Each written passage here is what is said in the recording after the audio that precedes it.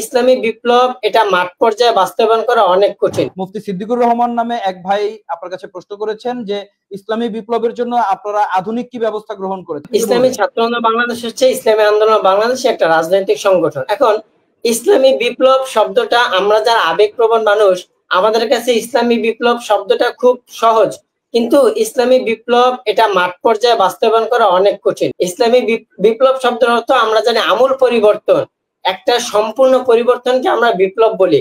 আর সেক্ষেত্রে যদি আমরা ইসলামী বিপ্লব বলি, তাহলে দেখা গেছে আপনার যে সংসদীয় যে বিভাগ আছে, এই সংসদীয় আসন আছে, আসনে আপনার পরিপূর্ণ ইসলাম প্রতিষ্ঠা করা লাগবে। আপনার যে বিচার ব্যবস্থা আছে, সেই বিচার ব্যবস্থা আপনার পরিপূর্ণ ইসলাম প্রতিষ্ঠা করা লাগবে। আপনার যে অর্থনীতি আছে, এই অর্থনীতি আপনি পরিপূর্ণ ইসলামী ব্যবস্থা প্রতিষ্ঠা করা লাগবে।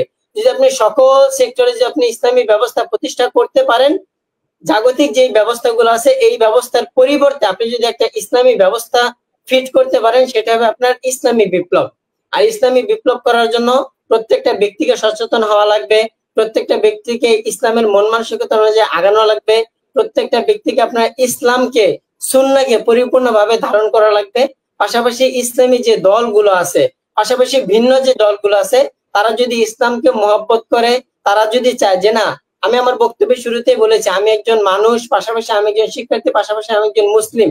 এভাবে আমাদের প্রত্যেকটা যে সংগঠনগুলো আছে, ভিন্ন যে সংগঠনগুলো আছে, বিভিন্ন রাজনৈতিক দলের যারা আছে, সবাই যদি মনে করে যে না হ্যাঁ আমরা ফেসিবাদী যে চর্চা আছে, ফেসিবাদী চর্চা বাদ দিয়ে আমরা পরিপূর্ণ কোরআন সুন্নাহ অনুযায়ী এই দেশের প্রত্যেকটা সেক্টরে প্রত্যেকটা বিভাগে আমরা ইসলামকে প্রতিষ্ঠা করব, এই চেষ্টায় যদি কেউ ইসলাম প্রতিষ্ঠার জন্য কাজ করতে চায় এবং সেটা যদি আমরা মাঠ পর্যায়ে বাস্তবায়ন করতে পারি, সংসদ থেকে তৃণমূল পর্যায় পর্যন্ত বাস্তবায়ন করতে পারি, সুপ্রিম কোর্ট থেকে এলাকার যে ওয়ার্ডের যে বিচার ব্যবস্থা আছে সে পর্যন্ত যদি আমরা বাস্তবায়ন করতে পারি, সেটাই হবে আমাদের ইসলামী বিপ্লব।